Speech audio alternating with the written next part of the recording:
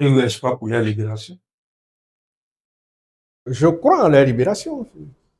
Je ne vis pas d'espoir. Ils doivent être libérés. Parce que ce n'est pas défier la justice que de dire qu'ils n'ont commis aucun crime qui justifie. Dans nos contacts avec les autorités, au plus haut niveau, hein, croyez-moi, nous leur avons dit, mais quand même, c'est des Ivoiriens. La prison n'est pas la finalité. Vous pouvez les libérer parce que de toute façon, ils sont ici, là. C'est des frais pour vous. Même si vous les nourrissez mal. Vous pouvez les libérer. Qu'ils soient sous contrôle judiciaire. Quand vous aurez besoin d'eux, ils vont comparaître. Si c'est pas parce qu'on a la volonté de punir, il n'y a aucune raison que ces camarades-là soient encore en prison. Aucune raison. Aucune raison. Je ne me nourris pas d'espoir vain, mais je souhaite, et nous continuerons d'agir, de nous battre pour qu'ils soient enfin libres. Quels sont vos rapports avec la famille de ces? Oui, il faut des rapports constants, des rapports suivis avec les familles de ces détenus. Vous savez que nos camarades qui ont perdu la vie en prison, c'est nous ILPO qui a pris ILPO. Quand je dis ILPO, c'est le parti sur instruction du président Laurent Gbagbo qui a pris les frais d'obsèques. Les familles, nous nous occupons les prisonniers, nous nous occupons de leurs familles. Quand il y a des malades, nous occupons des familles pour les rentrées scolaires. Nous occupons des familles sur tous les plans. Nous nous substituons à ces prisonniers absents de chez eux.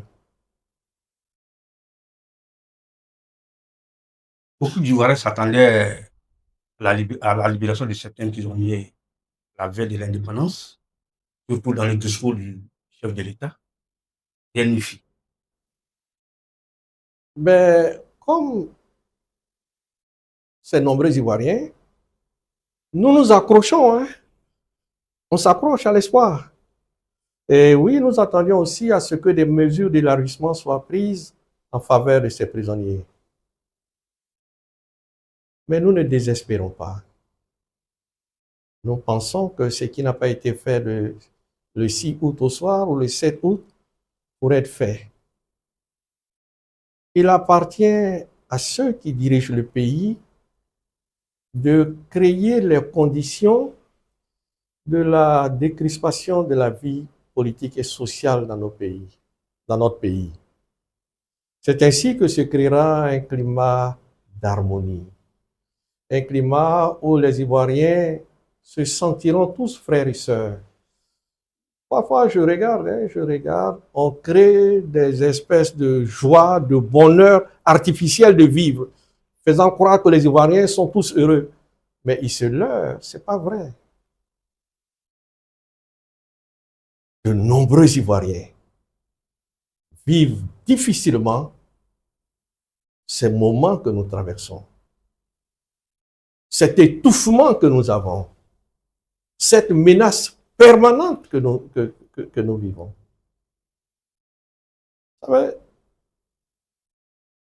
Vous dites que les gens disent oui, mais le directeur du cabinet du président Laurent Gbagbo est discret, on ne parle pas de lui et ceci, cela. Mais n'empêche, je devais effectuer un voyage à l'étranger.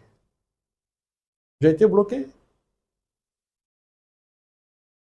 Il a fallu que j'appelle des responsables, il faut que je le dise, du régime, qui ont dû intervenir afin qu'on me laisse poursuivre mon voyage. Mais pourquoi ça devrait être ainsi? Je ne suis pas sûr que si demain je demandais encore de voyager, si je décidais de voyager, que je ne serais pas confronté à la même situation. Mais pourquoi ça devrait être ainsi? Que me reproche-t-on?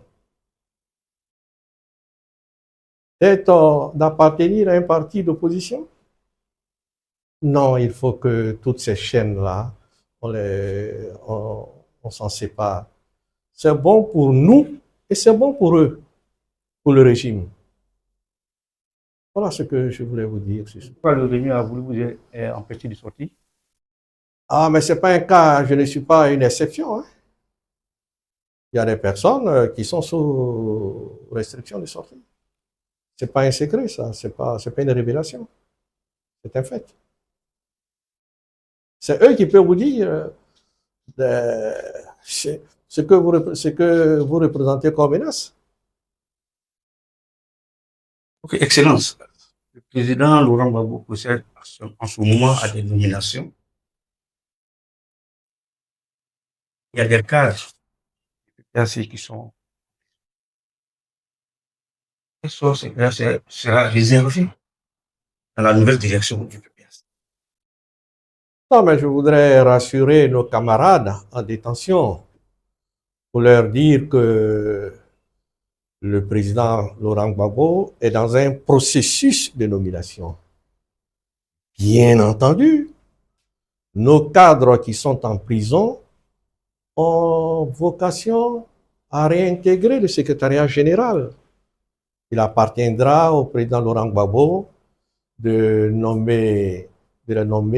leur confier des responsabilités respectives. Non, le président Gbagbo pense à eux. Ils ne sont absolument pas oubliés. Je veux les rassurer.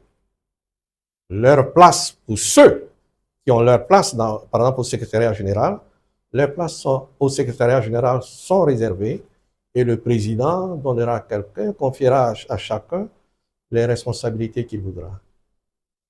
Est-ce qu'ils seront nommés lorsqu'ils sont toujours en prison? Oui, ça ne coûte rien au président Gbagbo de les nommer lorsqu'ils sont en prison. Mais est-ce que les nommer pendant qu'ils sont en prison, est-ce que vous leur rendez service? Ou bien est-ce que vous ne prenez pas le risque de compliquer leur situation? Donc c'est une question, nous croyons que la libération, c'est une question qui ne va pas s'éterniser indéfiniment, qu'ils sachent que le parti qu'ils ont laissé là les attend. Évidemment, ils auront leur place au secrétariat général, mais je voudrais préciser que c'est le président Laurent Gbagbo, de même qu'il a fait et qu'il est en train de faire pour les uns et les autres, les cadres, les nommera aux places où il les jugera les plus aptes à servir le parti. Excellence, durant cet entretien, nous avons constaté que vous avez mis en avant votre amitié sincère avec le président. Avant de nous séparer, est-ce que vous pouvez nous raconter? Écoutez, je vais d'abord commencer par vous dire, à titre personnel, que je ne suis pas le collaborateur le plus commode du président Laurent Gbagbo. Les camarades dans la direction du parti, parfois certains me reprochent mon franc-parler. Hein. Mais moi, c'est ainsi que je vois comment servir un chef. Parce que je ne suis pas dans les calculs. L'essentiel pour moi, si je suis aujourd'hui dans un parti politique, c'est parce que je crois en une cause. Je crois en une personne. Je vous dis que si le président Laurent Gbagbo n'avait pas été à La Haye, je n'aurais pas adhéré à un parti politique. J'ai adhéré parce que je n'ai pas accepté l'injustice qui lui a été faite.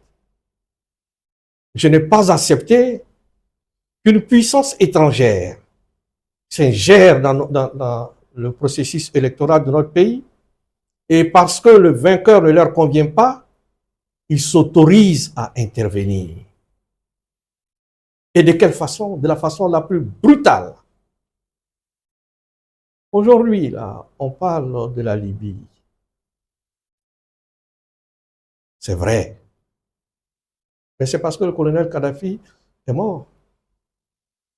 Mais les bombardements qu'il y avait à la résidence du président Laurent Gbagbo, c'était aussi pour le tuer. Mais c'est en Côte d'Ivoire, ils ont fait leur premier coup d'essai.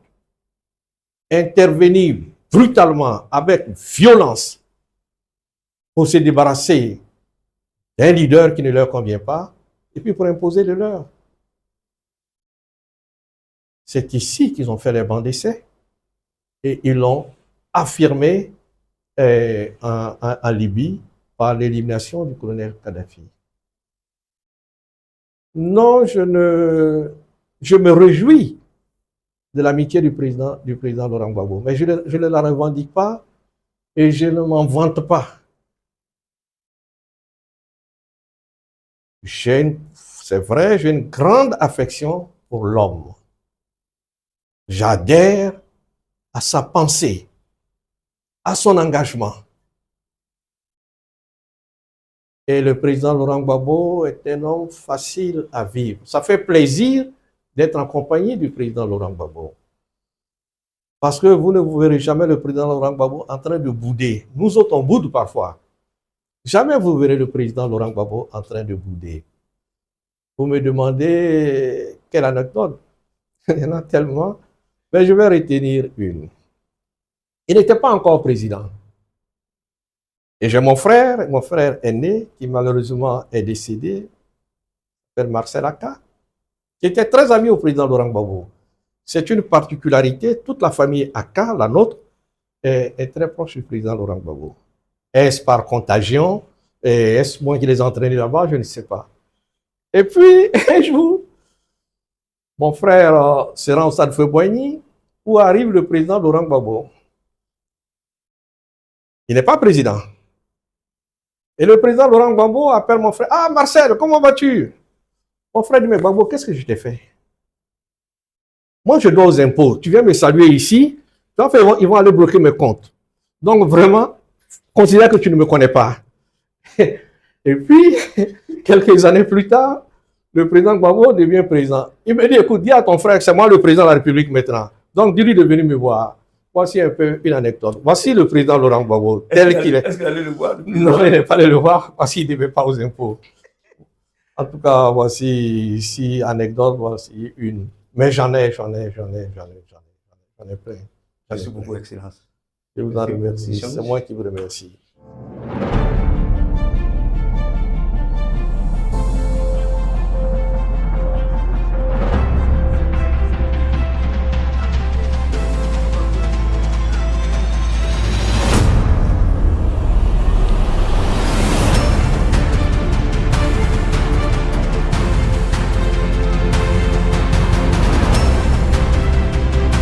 Merci, chers téléspectateurs, d'avoir suivi l'émission Les Grands Moments.